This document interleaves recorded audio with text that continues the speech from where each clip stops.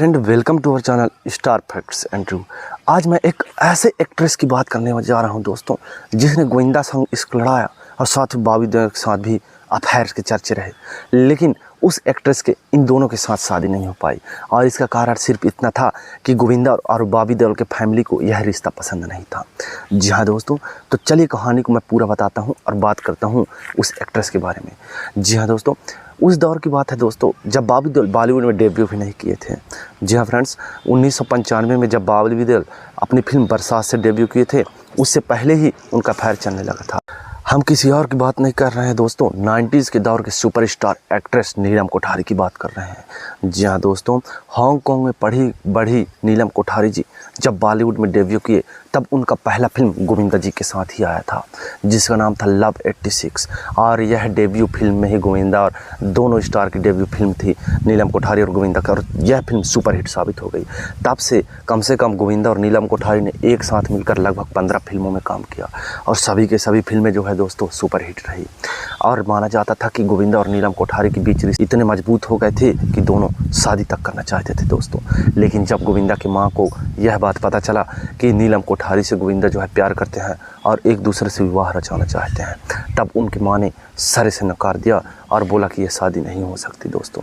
इसके बाद दोस्तों जब गोविंदा से नीलम कोठारी जी का ब्रेकअप हुआ, तब बॉबी देओल इधर थे, और बॉबी देओल कोई और नहीं बल्कि धर्मेंद्र, सुपरस्टार धर्मेंद्र के बेटे बॉबी देओल जी हैं, जिनका डेब्यू 1995 में बरसात फिल्म से हुआ था।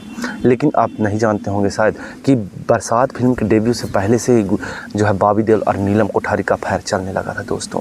लगभग 4 सालों के अफेयर के बाद जब धर्मेंद्र को यह बात पता चला कि नीलम कोठारी और साथ में बॉबी देओल एक दूसरे से प्यार करने लगे हैं, एक दूसरे को डेट करते हैं और एक दूसरे से विवाह करना चाहते हैं दोस्तों, तब धर्मेंद्र जी ने इस रिश्ते को सरे से नकार दिया।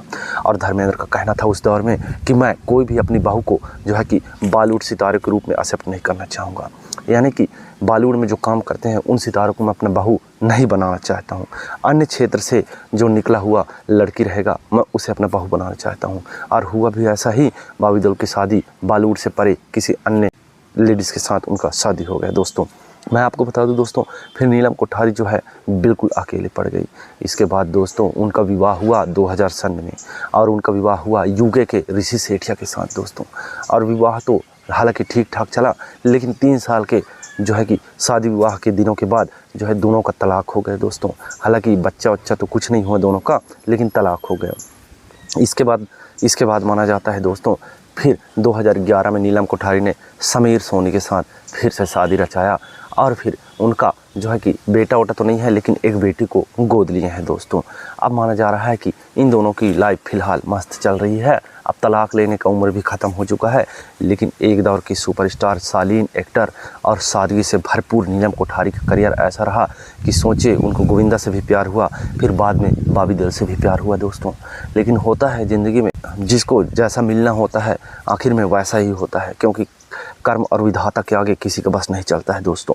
और हुआ भी ऐसा ही, ना गोविंदा के साथ रह पाए ना बॉबी देओल के साथ। अंत में उनका विवाह हो गया दोस्तों समीर सोनी के साथ, जो कि एक टीवी एक्ट्रेस हैं और फिल्मों में भी नज़र आते रहते हैं।